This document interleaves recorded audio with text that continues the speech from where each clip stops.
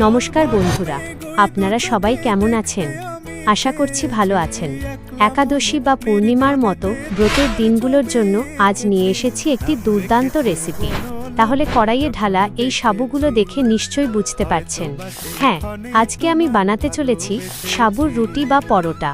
এখানে আমি সাবুগুলো বিনা তেলে হালকা ভেজে নিচ্ছি, আর অন্যদিকে আলু সেদ্ধ করতে আগেই বসিয়ে দিয়েছি। সাবুগুলো ভাজা হয়ে গেলে মিক্সিতে খুব ভালো করে গুঁড়ো করে নিন। অন্যদিকে আলু সেদ্ধ হয়ে এলে খোসা ছাড়িয়ে ভালোভাবে মেখে নিন। এবার আমাদের মিহি করে গুঁড়ো করা সাবুগুলো ওই সেদ্ধ আলুর সাথে খুব ভালোভাবে মাখিয়ে নেব। সাথে দিয়ে দেব স্বাদমতো নুন। বন্ধুরা, এখানে মাখার সময় আমি খুবই সামান্য জল ব্যবহার করেছি। যদি আপনাদের প্রয়োজন হয় তবে পরিমাণ মতো জল ব্যবহার করে নিতে পারেন।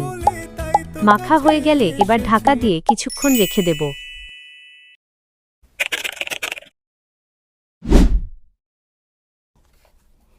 এরপর আমি লেচিগুলো খুব ছোট ছোট করে কেটে নিচ্ছি। আপনারা আপনাদের পছন্দমতো আকারের লেচি করে নেবেন। এবার এগুলোকে সাধারণভাবে রুটির মতোই বেলে নেব।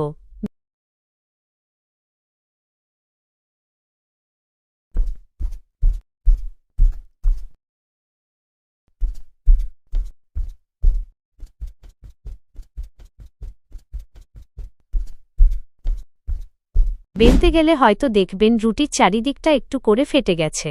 সেক্ষেত্রে একটা বড় বাটি বা থালা রুটির ওপর বসিয়ে কেটে সম্পূর্ণ গোল আকার করে নিতে পারেন। দেখুন, একেবারে পারফেক্ট গোল হয়েছে।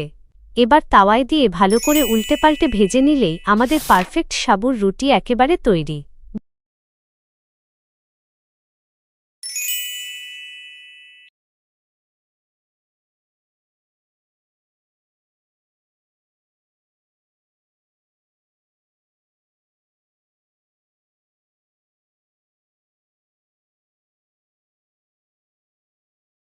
বন্ধুরা, দেখুন কত সুন্দরভাবে ফুলছে আমার এই সাবুর রুটি। আপনারা চাইলে একইভাবে এটি দিয়ে পরোটাও বানিয়ে নিতে পারেন। আশা করি ভিডিওটা আপনারা সম্পূর্ণ দেখেছেন। এভাবেই আমার পাশে থাকবেন। ধন্যবাদ।